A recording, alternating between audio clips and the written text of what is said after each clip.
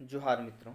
आज हम लोग चर्चा करेंगे झारखंड में भूमि संबंधी अधिनियम के बारे में, और ये होगा वन लाइनर फॉर्म में।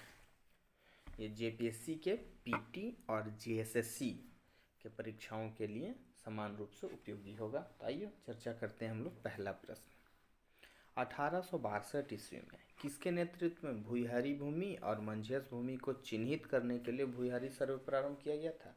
तो ये बाबू राखालदास हल्दर के नेतृत्व में प्रारंभ किया था। 1862 से 1869 ईस्वी तक चला था ये, और इसके अंदर जो है सो 2482 गाँव का सर्वे किया गया था। ठीक है। छोटा नागपुर भूस्वामी एवं काश्तकारी प्रक्रिया अधिनियम कब पारित हुआ? तो ये हुआ था छोटा नागपुर भूस्वामी एवं काश्तकारी प्रक्रिया अधिनियम 1879, 1879। यहाँ मिसप्रिंट हो गया है। फिर आ रहा है संथाल परगना काश्तकारी अधिनियम कब पारित हुआ? तो 1949 ईस्वी, 1949। इसमें भी मिसप्रिंट हुआ है। छोटा नागपुर काश्तकारी अधिनियम को कब लागू किया गया? तो 11 नवंबर 1908 ईस्वी को। छोटा नागपुर काश्तकारी अधिनियम का खाका कौन तैयार किया था? तो John H Hoffman, father John H Hoffman. CNT यानी छोटा नागपुर काश्तकारी अधिनियम में कितने अध्याय हैं? तो 19 अध्याय हैं। और सीएनटी यानी छोटा नागपुर काश्तकारी अधिनियम में कितनी धाराएं हैं? तो 271 धाराएं हैं। ठीक है। छोटा नागपुर काश्तकारी अधिनियम का एक प्रमुख उद्देश्य क्या है, यानी कि सीएनटी एक्ट क्यों बना, इसका क्या उद्देश्य है? तो इसका मुख्य उद्देश्य है कि भूमि संबंधी विवादों का निपटारा करना। ठीक है। सीएनटी एक्ट के तहत ऐसी जंगली भूमि जिसे भूस्वामी के अतिरिक्त किसी अन्य कृषक द्वारा तैयार की गई हो, क्या कहलाता है? तो वो भूमि कहलाता है कोरकर। कोरकर भूमि कहलाता है। कौन सा भूमि कहलाता है? कोरकर भूमि कहलाता है। कोरकर भूमि क्या है? तो कोरकर भूमि जो है सो ये एक तरह का है कि मतलब भूस्वामी इसको तैयार नहीं करता, भूस्वामी के अलावा अन्य कोई कृषक तैयार करता है, उसको कोरकर भूमि कहते हैं। ठीक है। वैसी भूमि जिसे परिवार के पुरुष वारिस न होने पर रैयत के निधन के बाद पुनः भूस्वामी को वापस कर दिया जाता है, उसे क्या कहते हैं? तो उसे कहते हैं पुनर्ग्राह्य भूधृति। बंगाल, बिहार, उड़ीसा में अंग्रेजों यानी कि अंग्रेजों के द्वारा अंग्रेजी सरकार के द्वारा स्थायी बंदोबस्ती लागू किया गया था। कब लागू किया गया था? तो 1793 ईस्वी में स्थायी बंदोबस्ती लागू किया गया था। अनधिभोगी रैयत है तो क्या है? तो ये रैयत का एक प्रकार है। वह व्यक्ति जो किसी व्यक्ति की जमीन खेती कार्य के लिए धारण करता है तथा उसका लगान चुकाता है, उसे सीएनटी एक्ट के तहत क्या कहा जाता है? उसे भूधारक कहा जाता है। वह मुंडारी जिसने जंगली भूमि के किसी हिस्से को जोत में लाने के लिए भूमि का अधिकार अर्जित किया हो, उसे सीएनटी एक्ट के तहत क्या कहा जाता है? मुंडारी खुटकट्टीदार कहा जाता है। छोटा नागपुर भूधृति अधिनियम 1869 के तहत तैयार रजिस्टर में शामिल भूमि को कितने वर्षों तक धारण करने पर भूयहर को स्थायी बंदोबस्त समझा जाएगा? तो 12 वर्षों तक धारण करने पर वो जो है सो स्थायी बंदोबस्त समझा जाएगा। सीएनटी एक्ट की कौन सी धारा है जिसमें कहा गया है कि सिंहभूम जिला के सरायकेला खरसावां अनुमंडल में रैयत द्वारा फलों के उद्यान, खलिहान और खाद गड्ढा के रूप में प्रयुक्त जोत के लिए कोई लगान का भुगतान नहीं किया जाएगा? तो ये धारा 24 में कहा गया है। सीएनटी एक्ट की किस धारा में रैयत के जोत के लगान में कमी के संबंध में प्रावधान किया गया? तो धारा 33 के का क्या कहता है? तो रैयत के जोत के लगान में कमी की बात करता है। संथाल परगना काश्तकारी अधिनियम 1949 के कौन सी धारा के तहत जमीन जो किसी भी रूप में दर्ज नहीं किया गया वो मूल रैयत का जोत यानी निजी जोत या मूल रैयती जोत यानी अधिकृत जोत माना जाएगा? तो ये एसपीटी का धारा 10 कहता है। संथाल परगना काश्तकारी अधिनियम 1949 की धारा 33 के अंतर्गत कोई भी बंजर भूमि का बंदोबस्ती रद्द करने के योग्य है अगर उसमें कितने साल तक कृषि कार्य नहीं किया गया हो। यानी 5 साल तक अगर कृषि कार्य नहीं किया गया हो तो वो जो है सो क्या है, बंदोबस्ती रद्द करने योग्य है। छोटा नागपुर काश्तकारी अधिनियम, छोटा नागपुर काश्तकारी अधिनियम, तो ये छोटा नागपुर काश्तकारी अधिनियम जो है सो 1869, तो ये काश्तकारी नहीं होगा। 1869 में क्या आया था, तो छोटा नागपुर भूधृति अधिनियम। तो छोटा नागपुर भूधृति अधिनियम 1869 के अंतर्गत जो भुईहरी रैती की परिभाषा में सम्मिलित किया गया था किसको, तो मुंडा को भुईहरी रैती में सम्मिलित किया गया। संथाल परगना काश्तकारी अधिनियम 1949 के तहत खास गांव के तात्पर्य एक ऐसे गांव से है जहां, तो क्या कह रहा है कि एसपीटी यानी एसपीटी के अनुसार खास गांव क्या है, तो खास गांव वो है कि जहां ना कोई मूल रैयत है और ना ही कोई मुखिया है। छोटा नागपुर काश्तकारी अधिनियम 1908 की किस धारा के तहत अनुसूचित जनजाति, पिछड़ा वर्ग, अनुसूचित जाति भूमि के हस्तांतरण पर प्रतिबंध प्रदान की गई, तो ये धारा 46 के तहत भूमि के हस्तांतरण पर प्रतिबंध किया गया। धारा 46 के तहत बेदखली के समय कितने साल, बेदखली का समय कितना साल है जिसका तहत जो है इस अवधि के समाप्ति के बाद प्रतिकूल कब्जे में रही भूमि का हस्तांतरण परिपूर्ण होगा, तो 12 साल है। हिल असेंबली प्लान किसके द्वारा आदिवासी उन्नति के लिए किया गया था, क्लीवलैंड जो है सो हिल असेंबली प्लान लाया था आदिवासी उन्नति के लिए। संथाल परगना काश्तकारी अधिनियम 1949 के तहत गांव के मुखिया का पद क्या होता है, तो अहस्तांतरणीय होता है। छोटा नागपुर काश्तकारी अधिनियम 1908 की धारा 37 के तहत किसी खुटकट्टी अधिकार प्राप्त रैयत कितने साल से अधिक की काश्तकारी सृजित की गई हो तो भूमि लगान नहीं बढ़ाया जाएगा। अगर 20 साल से अधिक की काश्तकारी अर्जित की गई हो तो सीएनटी की धारा 37 के तहत जो है सो उसमें लगान नहीं बढ़ाया जाएगा। सीएनटी की धारा 46 के तहत किसी रैयत द्वारा अधिकतम कितनी अवधि के लिए अपनी जोत या उसके किसी भाग का अंतरण किया जाता है, तो 5 साल के लिए। यहाँ हम छोटा नागपुर काश्तकारी अधिनियम के जगह सीएनटी का प्रयोग करेंगे। सीएनटी की धारा 46 के तहत कोई रैयत कितने साल से कम किसी अवधि के लिए अपनी जोत या उसके किसी भाग को भुक्त बंधक कर सकता, तो 15 साल। सीएनटी की किस धारा के तहत किसी न्यायालय द्वारा किसी रैयत के जोत विक्रय हेतु कोई आदेश पारित नहीं किया जाएगा, तो धारा 47 के द्वारा। सीएनटी की धारा 53 के तहत निम्न में से किस रीति से लगान का भुगतान किया जाएगा, तो धारा 53 के तहत जो है सो माल कचहरी में या डाक मुद्रा आदेश के द्वारा लगान जो है सो उसका भुगतान किया जाएगा। सीएनटी के धारा 58 के तहत बकाया लगान पर अधिकतम कितने प्रतिशत वार्षिक ब्याज दर साधारण ब्याज दर से लिया जाएगा, तो 6.25% यानी 6.25%। सीएनटी की किस धारा के तहत किसी भूमि द्वारा काश्तकार से लगान के अलावा अवैध रकम वसूलने पर दंड का प्रावधान करता है, तो सीएनटी की धारा 63 कहता है कि काश्तकार से लगान के अलावा जो है सो अगर कुछ अलग अतिरिक्त वसूला जाएगा तो उसे दंड दिया जाएगा। सीएनटी की धारा किस धारा के तहत राज्य सरकार की किसी बंजर भूमि को बंदोबस्त किया जा सकता है, तो धारा 63 का के तहत राज्य सरकार के किसी भूमि को जो है यानी किसी भूमि यानी बंजर भूमि की बंदोबस्ती किया जा सकता है।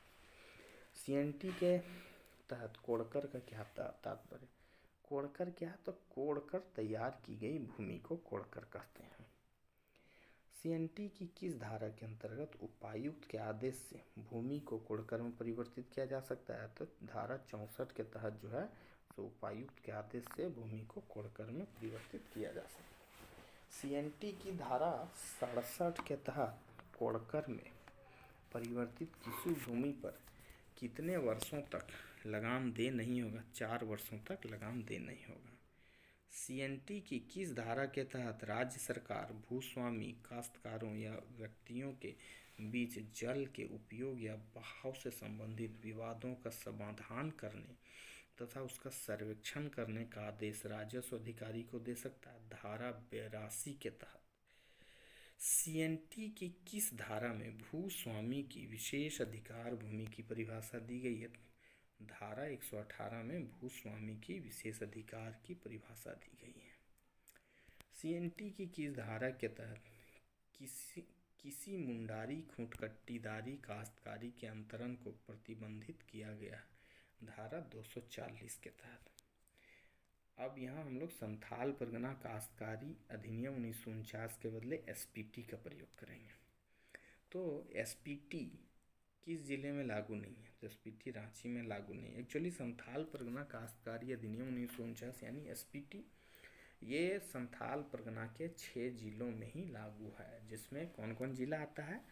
तो आता है साहिबगंज, पाकुड़, गोड्डा, दुमका, देवघर, जामताड़ा। संथाल परगना काश्तकारी अधिनियम की धारा 5 के तहत किसी खास ग्राम के प्रधान की नियुक्ति किसके द्वारा की जाएगी? उपायुक्त के द्वारा। SPT के तहत किस खास ग्राम के प्रधान की नियुक्ति हेतु गांव के कितने रैयतों की सहमति आवश्यक है? 2/3 रैयतों की सहमति आवश्यक है खास ग्राम के मुखिया की नियुक्ति के लिए। ठीक है, यानी प्रधान की नियुक्ति के लिए। SPT की किस धारा के अंतर्गत रैयतों के वर्ग का निर्धारण किया गया है? तो SPT के धारा 12 के तहत रैयतों के वर्ग का निर्धारण किया गया। संथाल परगना काश्तकारी अधिनियम 1949 की किस धारा के तहत किसी रैयत को अपने घरेलू या कृषि संबंधी प्रयोजनों के लिए अपने जोत में बिना किसी प्रभार के ईंट व खपड़े बनाने का अधिकार होगा? धारा 15 के तहत। SPT के किस धारा के तहत किसी रैयत को अपने निजी जोत पर पेड़ पौधा लगाना, उसको काटना, उसका उपयोग करने का अधिकार? धारा 17 के तहत। SPT के किस धारा के तहत रैयती भूमि का विनिमय किया जा सकता है? धारा 20 के तहत। SPT के किस धारा के तहत किसी बंजर भूमि की बंदोबस्ती किए जाने का प्रावधान है? धारा 27 के तहत। SPT के किस धारा यानी 33 के तहत कितने वर्षों के बंदोबस्त बंजर भूमि को आबाद नहीं किए जाने पर बंदोबस्त रद्द किया जा सकता है? 5 साल। SPT के किस धारा के तहत किसी पहाड़िया गांव में बंजर भूमि का बंदोबस्त गैर पहाड़िया के साथ नहीं किया जा सकता है? धारा 41 के तहत। पंचायत अनुसूचित क्षेत्रों में विस्तार अधिनियम 1996 कब पारित हुआ? 1996 में। पेशा अधिनियम 1996। ब्रिटिश सरकार ने किस वर्ष छोटा नागपुर काश्तकारी अधिनियम पेश किया? 1908। झारखंड पंचायती राज अधिनियम 2011 को पंचायत राज में महिलाओं के लिए आरक्षण की कितनी प्रतिशत प्रदान करने के लिए संशोधन किया गया था? 50%। छोटा नागपुर में विल्किंसन कानून कब लागू हुआ? 1834 में विल्किंसन कानून लागू हुआ। झारखंड सरकार की नई औद्योगिक नीति 2016 ने ग्रामीण विद्युतीकरण को सर्वोच्च प्राथमिकता देते हुए विद्युतीकरण का लक्ष्य तय किया। तो 100% विद्युतीकरण करना है, 2017 तक ही करना था। झारखंड सरकार की 2016 औद्योगिक नीति के लागू रहने की अवधि कितना? 5 साल तक। नई औद्योगिक नीति 2016 के अंतर्गत सीमेंट क्षेत्र में वृहद परियोजना के लिए न्यूनतम पूंजी निवेश की आवश्यकता 300 करोड़।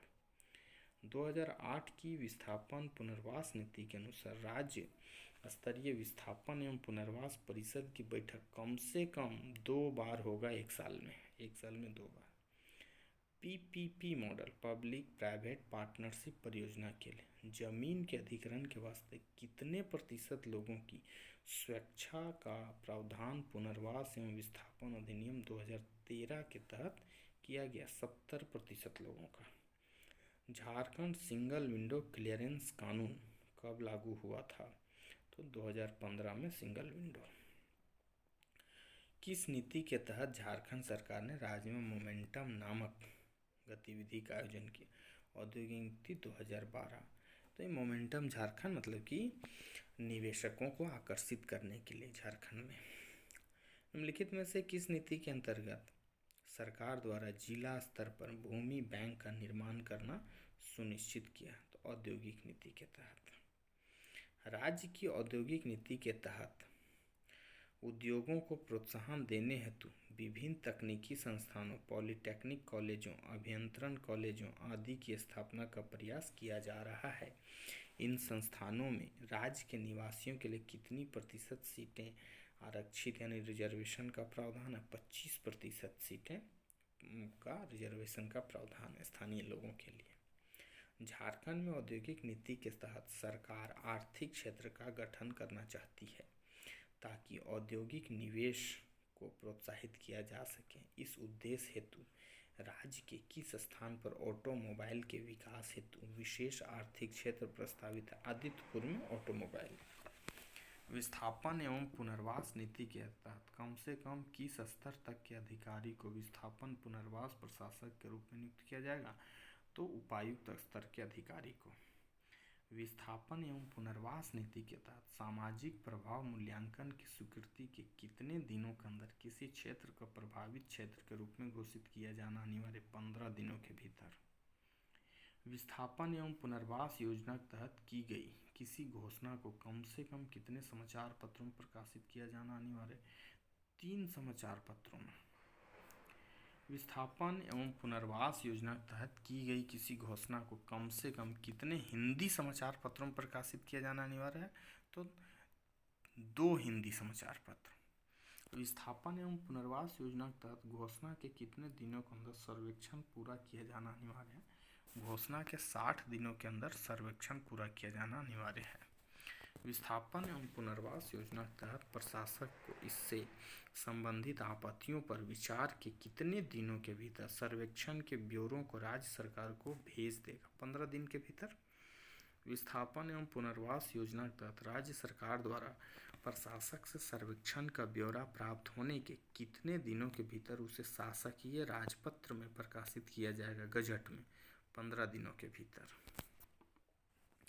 विस्थापन एवं पुनर्वास योजना के तहत राज्य सरकार द्वारा राजपत्र में सर्वेक्षण को ब्यौरा प्रकाशित कराने के कितने दिनों के भीतर किसी क्षेत्र को विस्थापन क्षेत्र के रूप में घोषित किया जाएगा? 15 दिन के भीतर।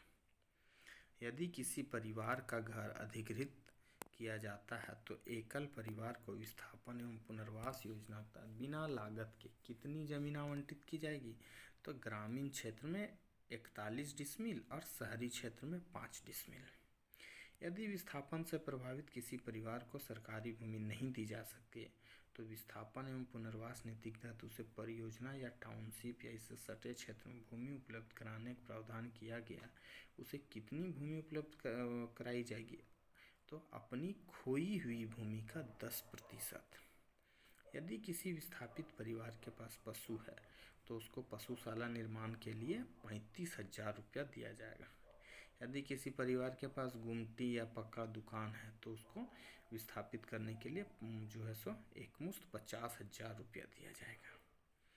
केंद्र सरकार या राज्य सरकार की किसी सार्वजनिक उपक्रम परियोजना के अतिरिक्त अन्य किसी व्यावसायिक परियोजना के मामले में प्रभावित परिवारों के बीच परियोजना की वार्षिक शुद्ध आय का कितना प्रतिशत मौद्रिक के रूप में वितरण किया जाना विस्थापित एवं विस्थापन एवं पुनर्वास नीति में सुनिश्चित किया? 1%, 1%। विस्थापन एवं पुनर्वास नीति के तहत अनुसूचित जाति जनजाति परिवारों से भूमि अर्जन के किसी भी मामले में भूमि का कब्जा लेने से पहले उन्हें प्रतिकर का कितना भाग जो है सो प्रथम किस्त के रूप में अदा करना अनिवार्य है? तो 1/3 भाग।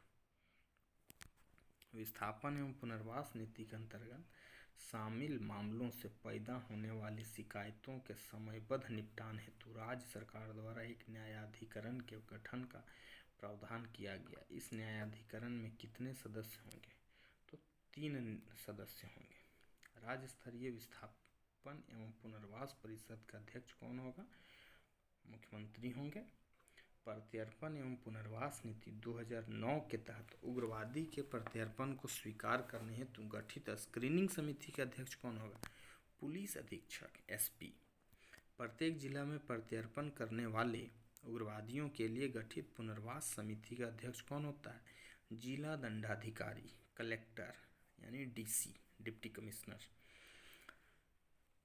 प्रत्यर्पण एवं पुनर्वास नीति 2009 के तहत कितनी राशि पुनर्वास अनुदान के रूप में प्रदान किए जाने का प्रावधान किया गया? 2.5 लाख रुपया। प्रत्यर्पण करने वाले उग्रवादी रॉकेट लॉन्चर LML का समर्पण करने पर पुनर्वास अनुदान के अतिरिक्त कितनी राशि देने का प्रावधान प्रत्यर्पण एवं पुनर्वास नीति में किया गया? 1 लाख रुपया। प्रत्यर्पण नीति के तहत दी जाने वाली पुरस्कार राशि को उग्रवादी संगठन के स्थान के आधार पर कितनी श्रेणी में विभाजित किया गया? 10। झारखंड की स्थानीय नीति के तहत नीति की घोषणा के अगले कितने वर्षों तक अनुसूचित क्षेत्रों में राज्य के तृतीय चतुर्थ वर्गीय पदों को स्थानीय लोगों के आरक्षित कर दिया गया? 10 साल। स्थानीय नीति के तहत झारखंड राज्य का स्थायी निवासी के रूप में मान्यता के लिए कितने शर्तों में से किसी एक को पूरा करना अनिवार्य? 6 शर्तों में से एक पूरा होना चाहिए। झारखंड राज्य की पर्यटन नीति कब घोषित की गई? 2015। झारखंड राज्य में किस वर्ष खाद्य प्रसंस्करण नीति घोषणा की गई? 2015। झारखंड राज्य में किस वर्ष निर्यात नीति घोषणा की गई? 2015। झारखंड राज्य में किस वर्ष स्टार्टअप नीति आई? 2016।